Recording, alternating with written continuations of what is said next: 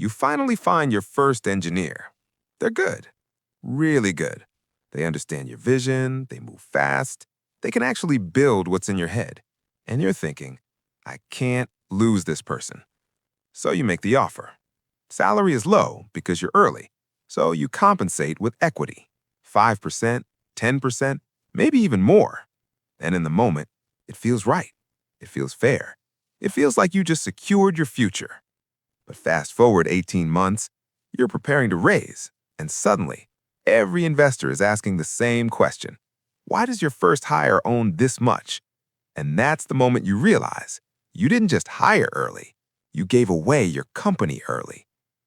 Hi, my name is Bob, and I spend way too much time thinking about startup finance. If you're someone who's hiring your first team, thinking about equity splits, or worried about giving away too much too early, make sure to hit the subscribe button and give this video a thumbs up if this helps you out. The fatal flaw of early generosity. Here's the thing. Early-stage equity decisions are not logical. They're emotional. You're not just hiring. You're trying to secure belief. And that's where the trap begins. The classic example, 50-50 split. Founder plus co-founder engineer. Feels fair. One builds, one sells. Perfect balance. But in reality, it's a slow-motion poison. Because startups are not static. Roles evolve, risk changes, contribution shifts, and what felt equal on day one becomes misaligned very quickly. The 2026 reality shift. This is where it gets really interesting. In 2026, AI has changed the game. What used to take 6 months of development now takes 6 to 8 weeks. What used to require a full engineering team can now be done by one strong engineer and AI tools. So when you give someone 10 to 20% equity today, you're not compensating for years of build time. You're overpaying for compressed execution. And that makes early equity even more dangerous than before. The hidden market signal. Top engineers are smarter now. They look at your cap table, and if it's messy, they walk away because they know future dilution will hurt them. Investors will push back. The company might struggle to raise. So, ironically, over-generosity doesn't attract talent. It repels the best ones. The investor red flag and the funding wall. Look, investors don't just look at your idea. They look at your cap table because your cap table tells a story. And when they see first hire with 10 to 20%, multiple early employees with large chunks, they think this founder doesn't understand ownership. And that's a red flag. What investors actually want, this is the part founders don't realize. Investors care about clean ownership, future hiring flexibility, and option pool availability. Let's say you want to raise a Series A. Typical expectations, 10 to 15% option pool, room for future hires, founders still meaningfully incentivized. If your early hires already took large chunks, there's no room left. So what happens? You either dilute yourself heavily or restructure painfully. Either way, your fundraising becomes harder. The funding wall. This is where startups quietly die, not because of product, not because of market, but because the cap table is broken, and fixing it is messy, so investors pass. The myth of the equal partner engineer. Here's a hard truth. Your first engineer is not your equal partner. Now, that might sound harsh, but let's break it down. Different types of risk. The founder takes long-term risk, owns vision, carries fundraising pressure, stays through uncertainty.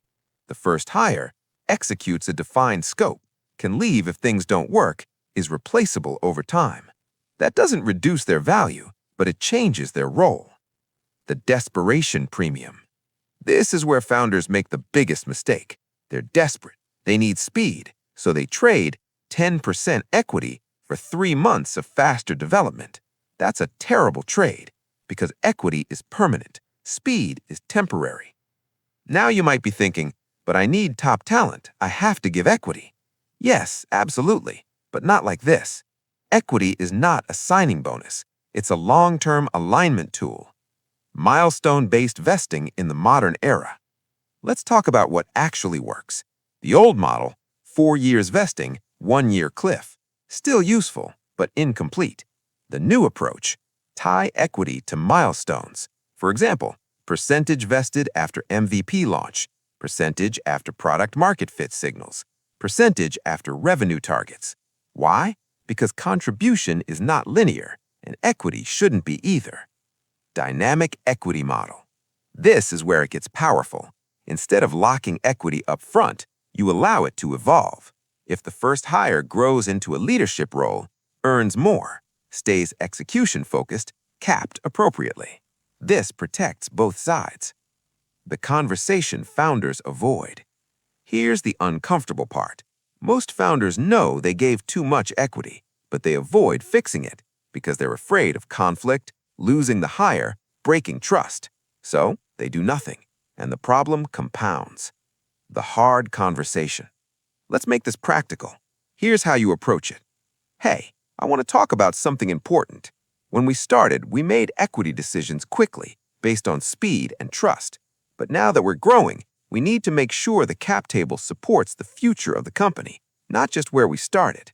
This isn't about reducing your value.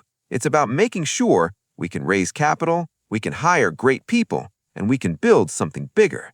Because a smaller piece of a successful company is worth much more than a large piece of a constrained one. That's the framing, not loss, alignment. Reframing the win. Look, equity is not about percentage, it's about value. 10% of a $0 company is $0. 3% of a $100 million company is $3 million. Your goal is not to protect percentages, it's to maximize outcomes. The one insight that changes everything. Here's the key insight. Your cap table is a strategy document, not just a record of ownership. Every decision you make today affects your ability to raise, your ability to hire, and your long-term control. Final reality check.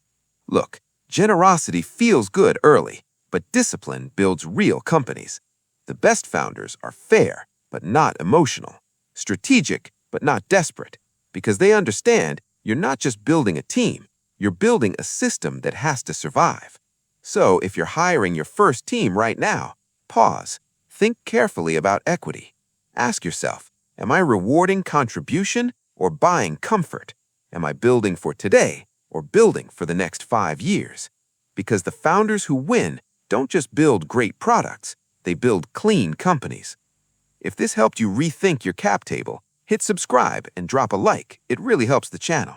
And if you want to understand how dilution actually compounds across funding rounds, watch the next video on your screen, because that's where this mistake becomes very real.